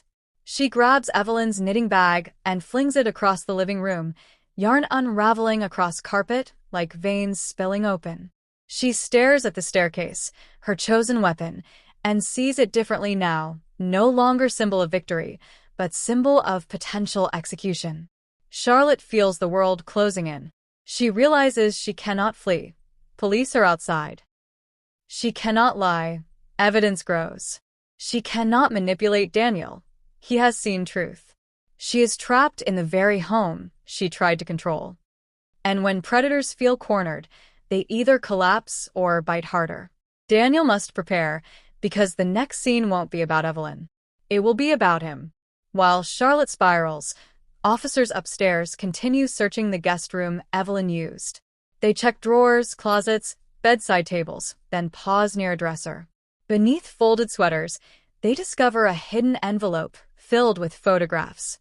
Each photograph shows bruises on Evelyn taken weeks apart, documented quietly, secretly.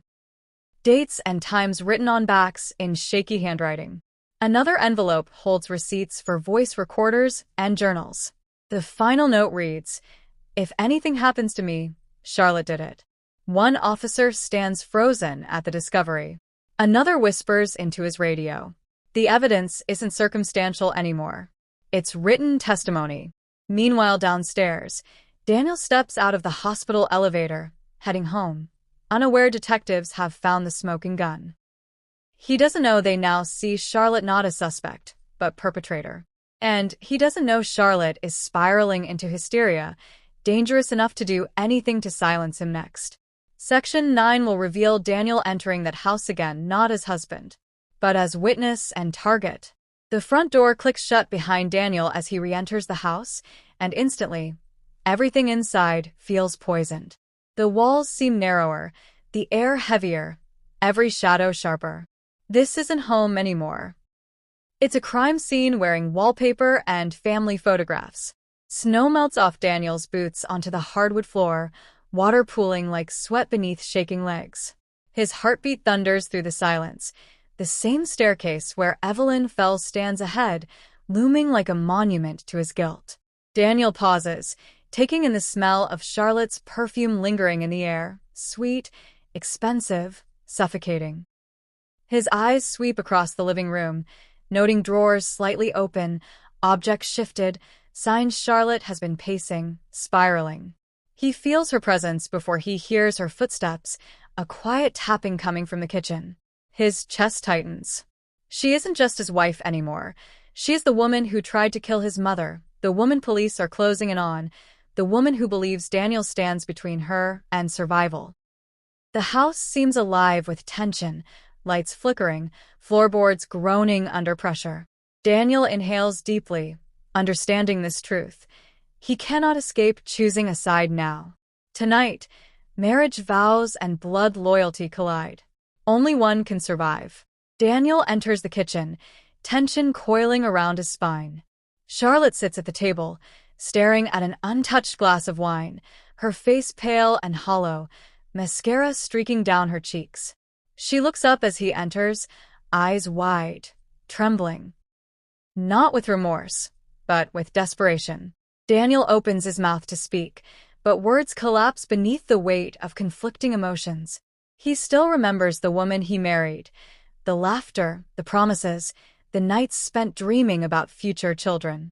But those memories clash violently with what he saw on the staircase, her hands shoving Evelyn's back. His voice trembles as he tries to form a sentence, but Charlotte interrupts with a whisper soaked in panic. "You're going to destroy us." She searches his face for softness, for love, for loyalty, but all she finds is emptiness. Daniel wants to scream, to blame himself, to apologize to his mother, to run, but he stands silent, torn in two. This is the moment where loyalty meets justice, where love meets truth. His pulse quickens as Charlotte rises, slowly approaching, tears shimmering. She whispers, "I need you on my side." Daniel realizes she doesn't want comfort, she wants allegiance. And that terrifies him more than violence. Charlotte steps closer, invading Daniel's space, her voice soft enough to slip beneath his ribs. She reminds him of their wedding vows, of promises whispered under candlelight, of nights when they lay tangled in soft sheets dreaming about forever. She grabs his hands, pressing them to her racing heartbeat, begging him to feel her humanity. Tears roll down her cheeks as she tells him she did everything for love, that Evelyn wanted to tear them apart, that tonight was a moment of weakness, a snap under pressure. She paints herself as victim, a woman tormented by insecurity, threatened by Daniel's devotion to another woman. She whispers, "You promised to choose me," her voice breaking as if she's the one betrayed. Daniel falters, not because he believes her, but because memories of better days stab through him like needles. Charlotte leans into him, her scent familiar, her warmth intoxicating, her breath near his ear whispering that prison would ruin her, ruin him, ruin their child, ruin their name. Daniel feels panic rising. Her manipulation isn't loud, it's surgical. She wants to rewire his guilt into loyalty. She wants to weaponize his heart. And for a moment, he feels himself slipping. Daniel pulls away, stumbling back as if electricity passed between them. His mind fractures under impossible weight. Protect Charlotte or protect Evelyn. Stay loyal to marriage or loyal to morality. He thinks about the Christmas they spent decorating the tree, the anniversary dinners, the playful notes she'd leave on his sandwiches. Then another set of memories strike. Evelyn's bruises, her terrified eyes, her trembling hands, the fall itself. Those two Charlottes collide, the woman he loved and the monster he saw. Daniel grips the countertop, knuckles white, fighting nausea. He wonders if he failed Charlotte emotionally, if his closeness to Evelyn sparked jealousy, if he should have noticed Charlotte's unraveling earlier. Self-blame whispers, "Maybe this is your fault." But truth interrupts. Nothing excuses attempted murder. His love for Charlotte doesn't erase the violence. His devotion to marriage doesn't erase crime. He feels the faint vibrations of his phone in his pocket, texts from police, from Evelyn's doctors, but he can't look. He stares at Charlotte through watery vision, recognizing he is about to make a choice that will either save Evelyn or sacrifice her. And somewhere inside him, beneath heartbreak and guilt, truth begins to speak louder than love. Charlotte's face shifts brutally, tears drying on her cheeks, voice sharpening. She sees Daniel pulling away emotionally, and the softness evaporates. "She was ruining us," she hisses, stepping closer, eyes narrowing. Her tone changes from pleading to accusing, from wounded to weaponized. She tells Daniel he never defended her, never chose her, never made her feel like a wife.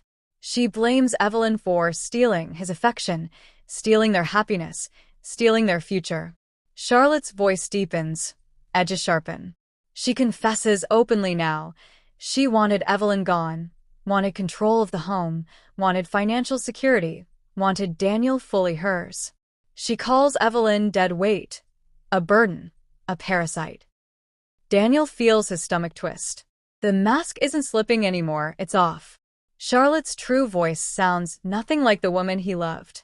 No softness, no warmth, no humanity. She stands inches from him and whispers, "If you love me, you'll keep your mouth shut." Daniel feels something snap in his chest. Not fear, not sorrow, but resolve. The wife who begged in tears is gone. In her place stands someone capable of killing again. Daniel turns away from Charlotte and reaches for his phone. That single movement becomes his answer. He unlocks the screen with shaking fingers and dials the detective's number saved earlier. Charlotte freezes, eyes widening, hands trembling. "Don't," she whispers, voice hollow. Daniel doesn't look at her. He raises the phone to his ear. Charlotte rushes forward, grabbing his arm, digging nails into skin, but Daniel pulls free without hesitation.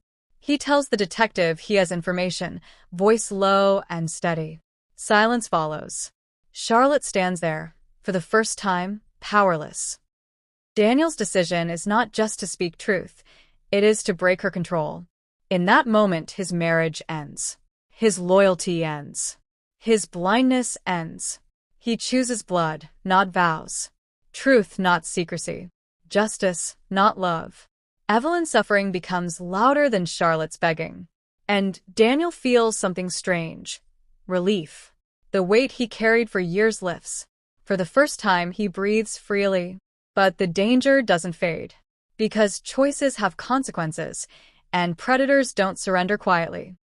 Daniel lowers the phone after confirming police arrival. His pulse steadies, his breath slow, but Charlotte's eyes ignite with something lethal. She stares at him, lips curling into a faint smile not of sadness, but of resolve. She whispers, "You just ruined everything." Her hand disappears behind her, reaching slowly toward a drawer Daniel forgot contained knives. The room shrinks around him. The floor seems to tilt. Charlotte steps closer, drawer sliding open with a soft metallic scrape. She pulls something from inside, hidden behind her back. Daniel steps backward, realizing Section 10 won't be about choosing sides anymore. It will be about survival. Because Charlotte just decided the only witness who matters is standing in front of her. And this time, she won't push. She'll cut.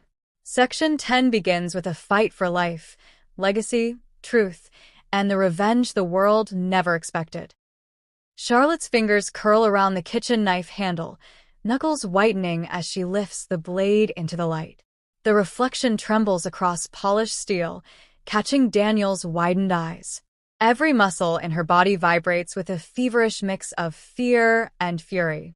The kitchen, once filled with laughter and breakfast smells, now feels like a battlefield soaked in silence. Daniel steps backward, pulse thundering through his neck, instinct screaming to run.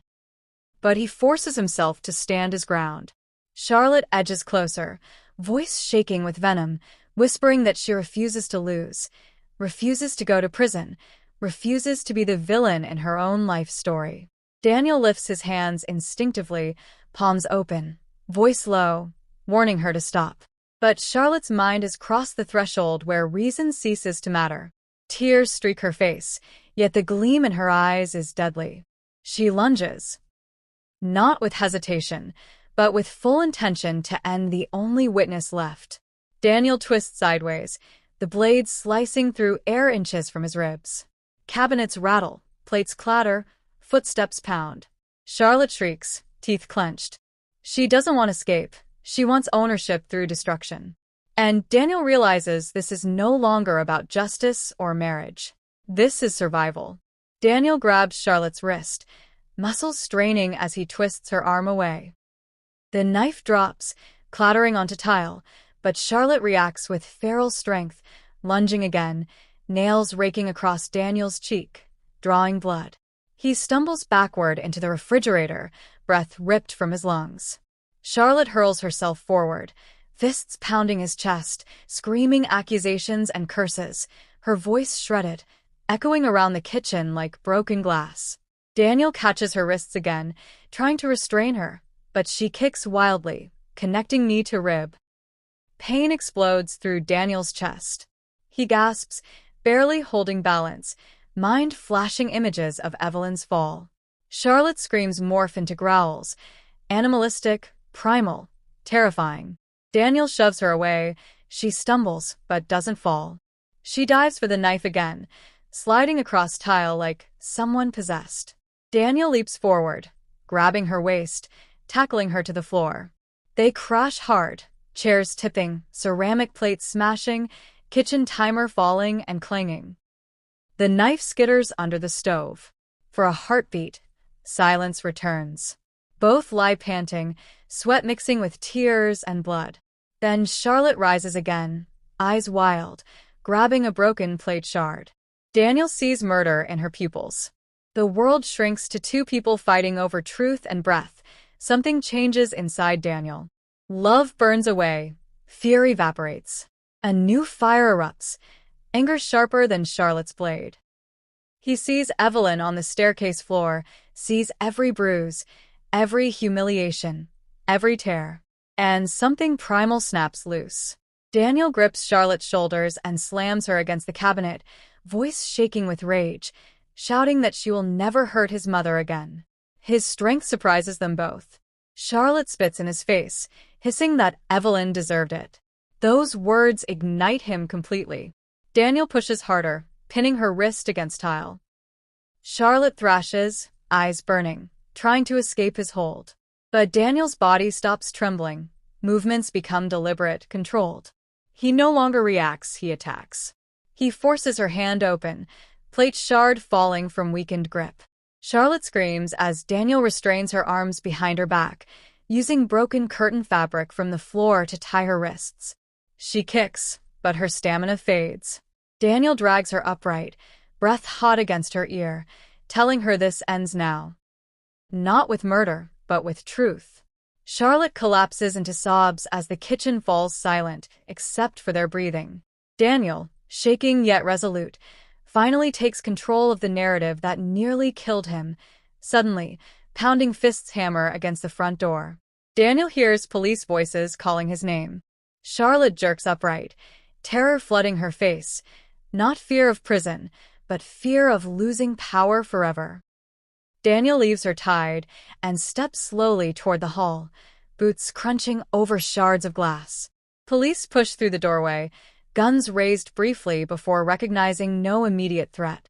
Officers freeze when they see Charlotte on the kitchen floor, wrists bound, blood on Daniel's cheek, shards scattered everywhere. Her screams erupt instantly. He attacked me. He's dangerous. He tried to kill me. But officers ignore the performance. One detective steps forward holding Evelyn's photographs. Bruises, dates, voices captured in written notes.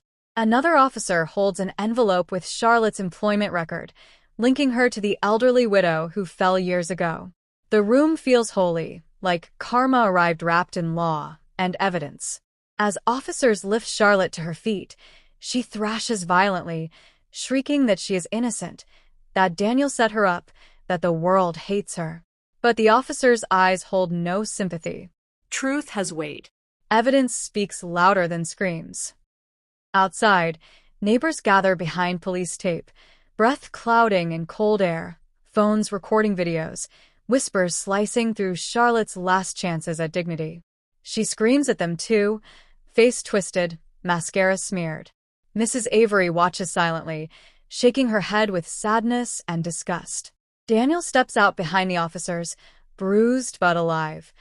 Cameras capture Charlotte yelling that Evelyn deserved to die, her voice echoing across the neighborhood. It is over. Her mask shattered in front of spectators who once thought she was charming. The world sees the real Charlotte, violent, unstable, manipulative. She is placed in the squad car, wrists cuffed, eyes deadened. Daniel watches through frozen breath as the car pulls away, sirens howling, lights flashing across houses. Neighbors bow their heads respectfully, some approaching Daniel quietly, offering hugs, prayers, apologies for not seeing sooner. Daniel can only nod. His throat is raw, words trapped beneath waves of exhaustion. Revenge didn't come through knives or shouting. It came through evidence, truth, community, and justice. And that is more powerful than any staircase push could ever be. Hours later, Daniel sits in a quiet hospital room beside Evelyn's bed, watching machines beep steady reassurance. Her eyelids flutter as she slowly regains consciousness. Daniel whispers her name, voice trembling, but filled with gratitude. For the first time in months, Evelyn smiles, not wide, not strong, but real. Her frail fingers reach out, brushing his cheek where Charlotte scratched him, and Daniel feels everything collapse. Fear, guilt, shame.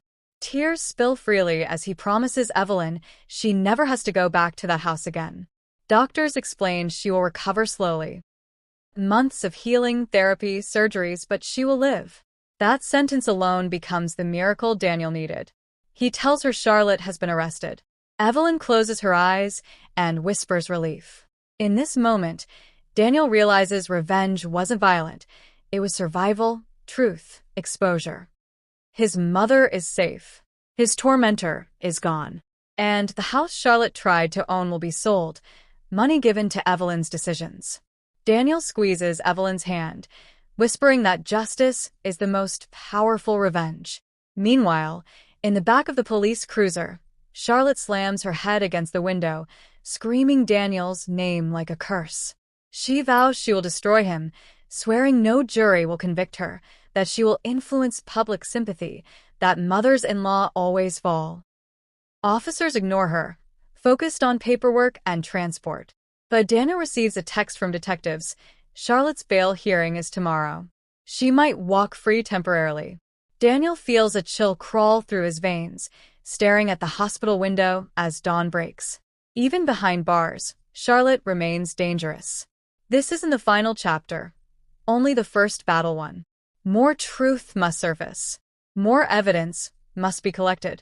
And Section 11 will reveal how justice stretches beyond one arrest, into courts, communities, and the deepest cultural heart of right and wrong. Because revenge didn't end tonight. It only began.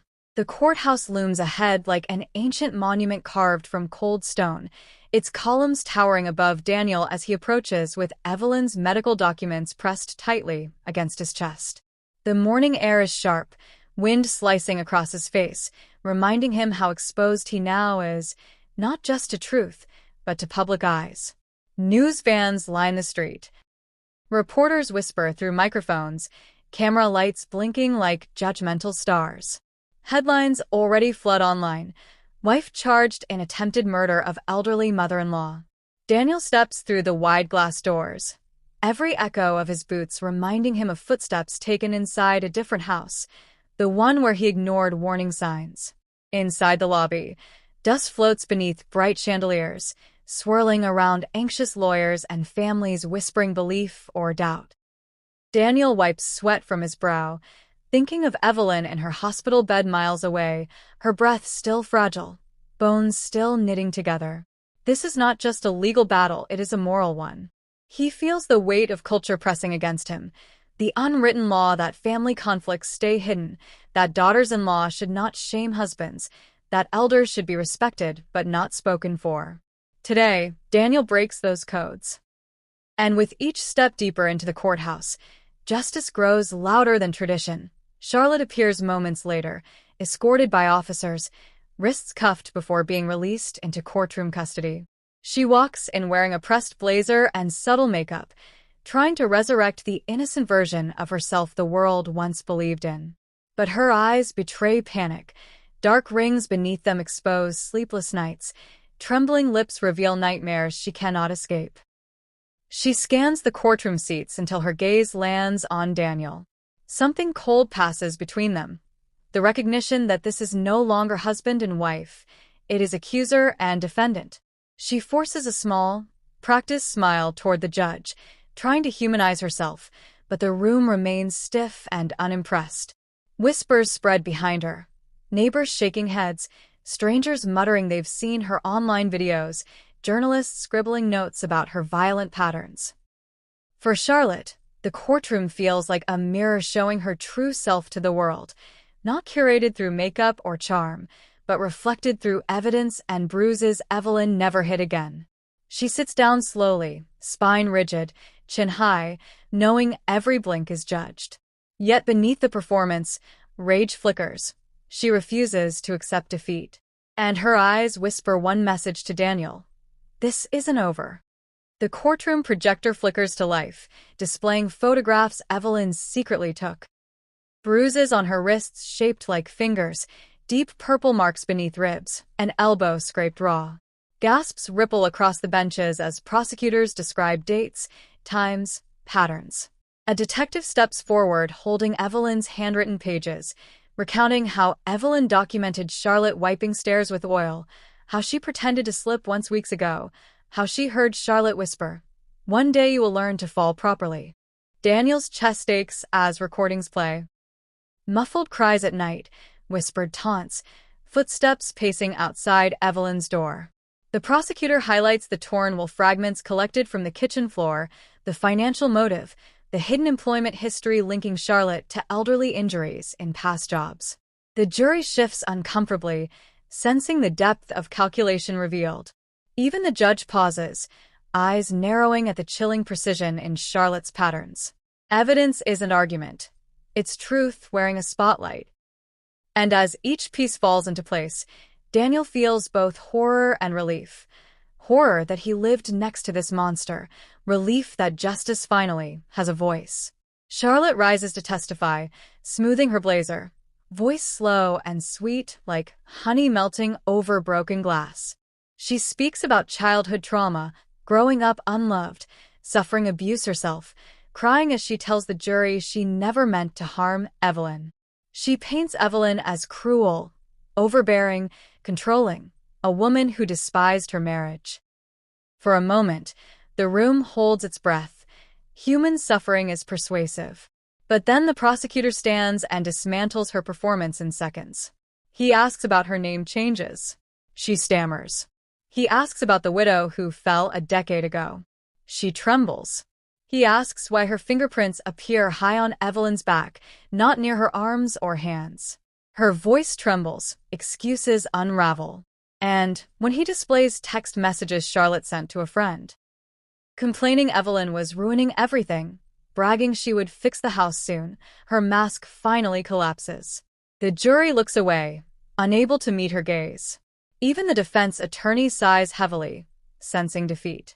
Charlotte's truth doesn't match evidence, and wounded innocence cannot erase attempted murder. Court breaks for recess, and Daniel steps outside beneath gray clouds.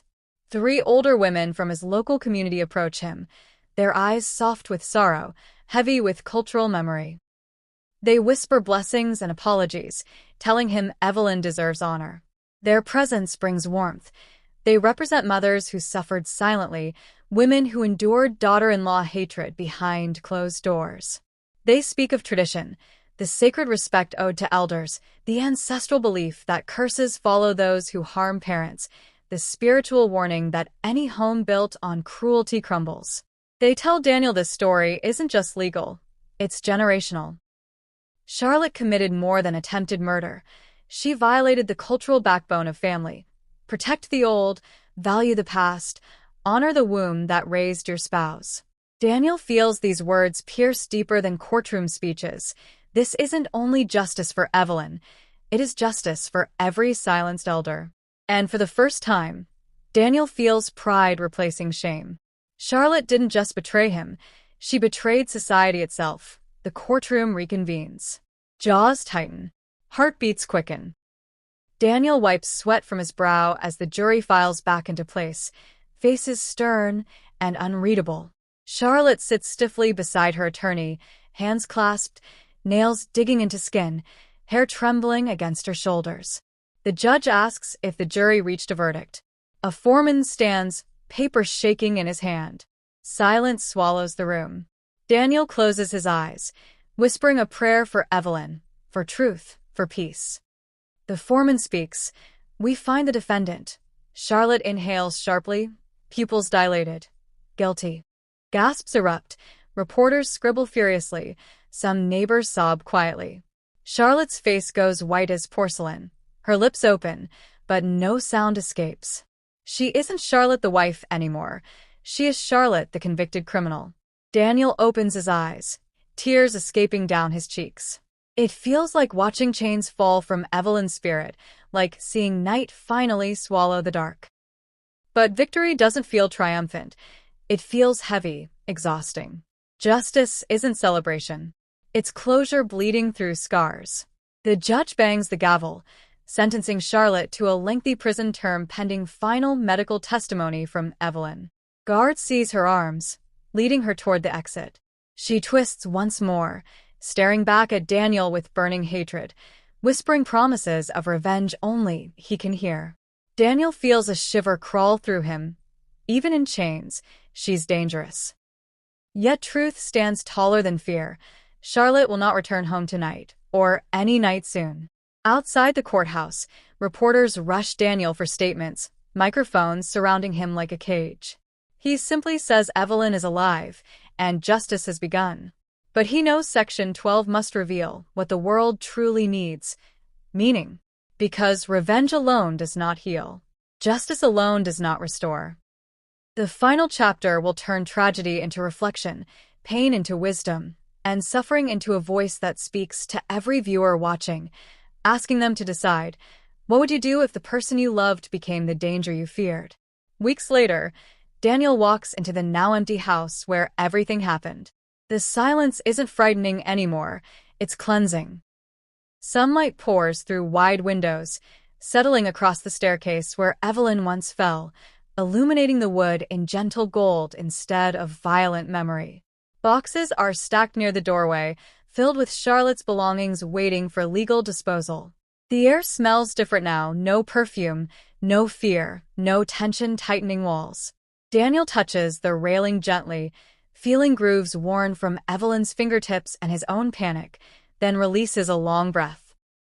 This home once trapped him in blindness, but now it stands as a reminder of truth discovered, not ignored. Strange warmth fills his chest, relief, sorrow, gratitude tangled together. He understands now that healing isn't loud. It's quiet mornings like this, where pain doesn't disappear, but sits beside peace without fighting it. The home is quieter, emptier, yet safer. Daniel steps forward, deciding this house will soon be sold, not out of running away, but out of respect. It is time to build new walls that hold no ghosts. Because this home taught him everything he needed to know. Love without awareness is dangerous, and silence can kill. Evelyn now rests in a rehabilitation center surrounded by caring nurses and warm blankets instead of cold hostility. Her body is healing, slowly, painfully but steadily. Surgical scars line her hip, bandages wrap her ribs, bruises fade from purple to yellow. Yet her spirit glows stronger than ever. Daniel visits daily, bringing fresh flowers, reading her old favorite poems, reminding her she is wanted. Evelyn smiles more now, a real smile that stretches into her eyes, not a smile meant to protect Daniel from truth. She speaks softly about moving into a small cottage in the countryside, where quiet wind carries peace instead of whispers of danger. Daniel has already agreed. She will never again share a roof with people who see her as weight instead of wisdom. And every time Daniel watches Evelyn take a step forward during physical therapy, gripping rails with trembling hands, he remembers the day she fell, and he thanks every breath that she did not break permanently. Her walk now is her victory march. Her breath is survival.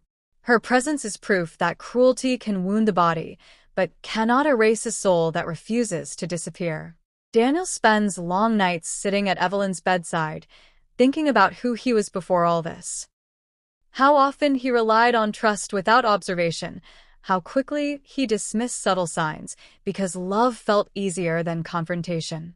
He realizes his blindness wasn't just poetic, it was dangerous. He let silence speak where questions should have. He allowed marriage vows to outweigh loyalty to truth. He believed good memories could hide growing shadows. And he understands now that healthy love never demands ignoring pain. It listens. It adjusts. It protects. Daniel sees himself clearly at last. Not a failure, not a coward, but a man who had to walk through darkness to understand his own strength. He forgives himself slowly, learning that guilt doesn't heal wounds, but awareness prevents their return.